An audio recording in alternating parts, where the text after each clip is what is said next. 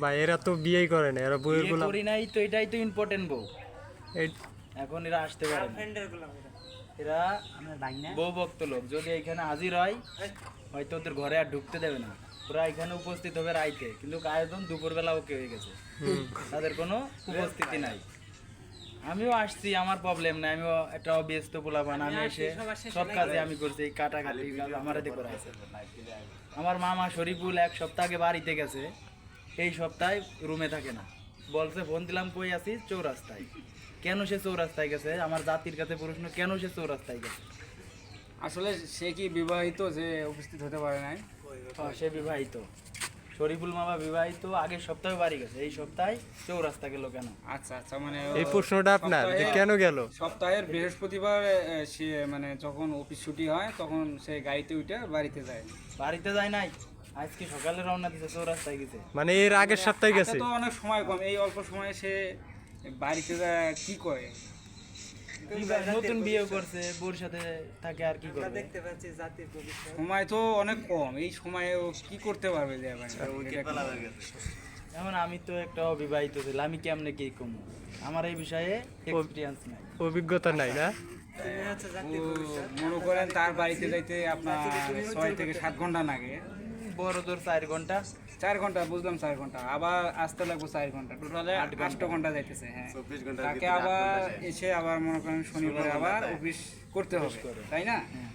সেই এত সময় কম নিয়ে হাতে নিয়ে সে কি জন্য যায়? আমার এটাই প্রশ্ন আপনার কাছে। কি জন্য যায়? সেই জন্য তো আজকে চৌরাস্তার ওইদিক গেছে, হয়তো যে কোনো কারণবশত। হ্যাঁ,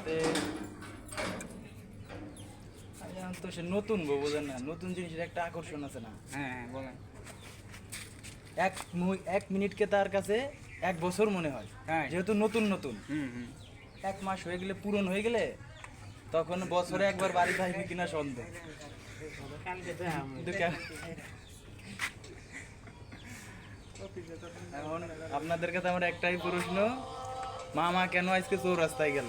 এটাই প্রশ্ন। ও এরকম আচ্ছা, আয়োজন রাখে। আপনার প্রশ্নটা হচ্ছে যে বেচারা চৌরাস্তায় গেছে, হ্যাঁ। বাসায় বউ অথচ গেছে চৌরাস্তা, উইকেট ফেলাইতে গেছে না?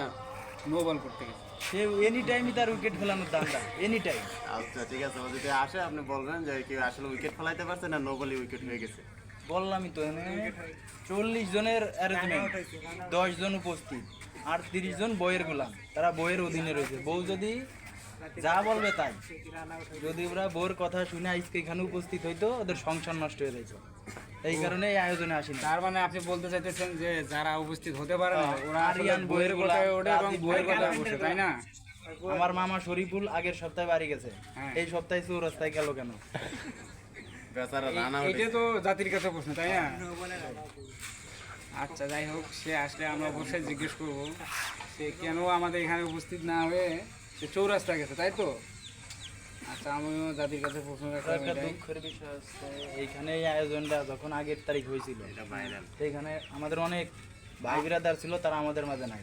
হ্যাঁ, ফরাদ ভাই, রুবেল ভাই, এনরাদের খুব মিস করতেছে এই মুহূর্তে। অনেক জায়গায় খেলতে যায়। তারপরে আমাদের সহপাঠী আরিয়ান আছে, তারপরে শিমুল আছে। আচ্ছা, আরিয়ান কি জন্য আসলে এই বিষয়ে আপনি কিছু জানেন? আরিয়ান হচ্ছে আমাদের সবাই পরিচিত মুখ একটি আরিয়ান, আরিয়ানের কথা না বললে নয়। আরিয়ানের নাম বলা লাগে না, 4 ইঞ্চি বললেই তাকে চেনে। এইটাই 4 ইঞ্চি আরিয়ান। আমার বাড়ি হলো